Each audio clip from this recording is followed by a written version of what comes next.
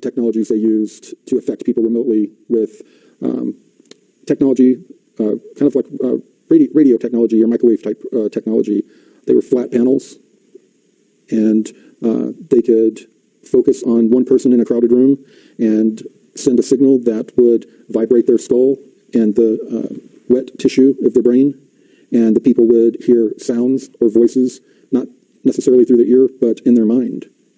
And they called it the voice of God technology, and have a cable coming from it that would go to a box, and then the box would have something that a microphone that you would speak into, or you could there would be a pre-programmed audio signal that you would send, and there was a third function, and this panel right here would be aimed at the person, and it would shoot and focus on the person, on the single person, and it wasn't that much different in size than this. And there was also what they called a data download function that would have a complex data download program that was created. The people that created them were called programmers, and they could create scenarios to give people visual, audio, and olfactory. They could smell, taste, what they were programmed through, what they were experiencing being stimulated in their brain through the technology. So they could give the people full auditory, visual, and olfactory hallucinations. It can be used on anybody. Yes, early on, the technology they had worked only on extremely low frequency waves, ELF waves, and there's something called the blooming effect with both. It works like with your flashlight. If you turn on, even with a narrow beam, you turn on a flashlight, the further away you stand from a wall, the wider the circle is on the wall. Yeah. That's the blooming effect, and that occurs with radio signals. It occurs with even particle beams, light beams, lasers, you name it. From aircraft, low Earth orbit satellites, and drones. And it's still line of sight, but it will penetrate certain materials like the roof of a house, sleeping in their bed. A drone can be flying around, and they can focus in on this person, seeing their heat signature, flip a switch on the data download, give the person a dream, give the person a complete experience. They can trigger different parts of the brain to release different chemicals, cause depression. They can sometimes they can. It depends on how strong the person's will is as well. If they want a person to do a bad act, they can just work on them over time with the technology.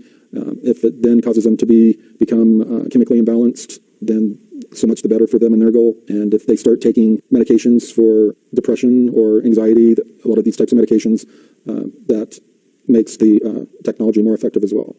So you saw this technology being used in the field? Yes. What were some of the uses that you personally witnessed? What were some of the things that were done? Contacting people that were splitting up groups, causing fragmentation in groups of people getting together to cause infighting. Groups of people getting together for what? To bring out information that they didn't want, or people that were getting together to talk about information they didn't want talked about, being proactive to get in and cause the people to turn on each other, become paranoid. Also, I saw it used to make people believe that they were in contact with ascended masters and ETs. So you personally witnessed that being done? Yes. The technology, they call it bio-neural interfacing. And this is used often to contact people to convince them that they are in contact with a religious icon from their belief system, ascended masters, different ETs that they're channeling, and they're used to connect with these people and send them voice communication information, and also the download feature is used on them.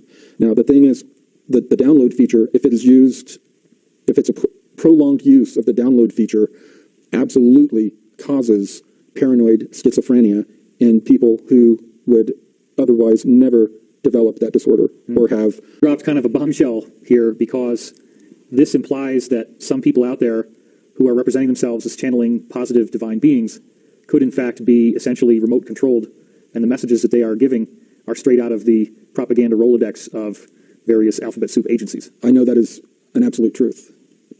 That is happening. We have a list here of some of the names of this stuff that was on an article on prepareforchange.net that quoted from you recently. Obviously, one of them is the voice of God, which you just mentioned. There's also V2K or voice to skull devices. Have you heard that term? Right. It's the same stuff. So how does the skull relate? Does it make the skull vibrate? Right. And that creates an acoustic frequency that people can hear? Right. It causes an acoustic frequency, and also they call it voice to skull. Some of them will cause the skull to vibrate and the bones, the small bones in the ear to vibrate. Okay. There's also on this list remote behavioral influence technology. Is that a term that you were familiar with? That's kind of an overall term of behavior. It's like behavioral modification.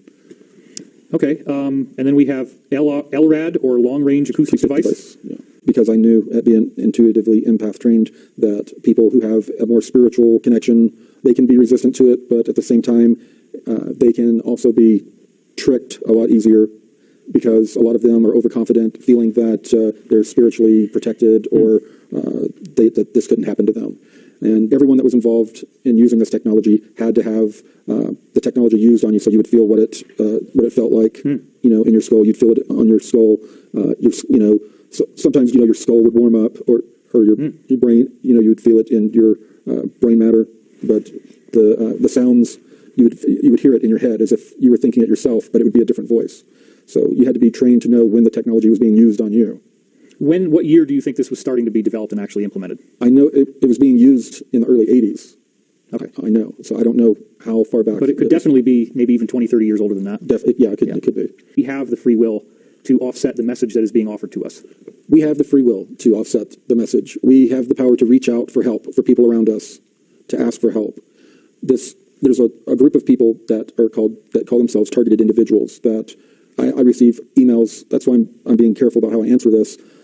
They receive emails saying, I'm a targeted individual. I'm being attacked by this type of technology all the time. Only a suggestion. It's an influence that we can choose to listen to or to ignore. Right. Cool. All right. Well, that's some very intense stuff, but we're here to spread the truth, even if it's painful. And I hope that you can put this to good use in your own life.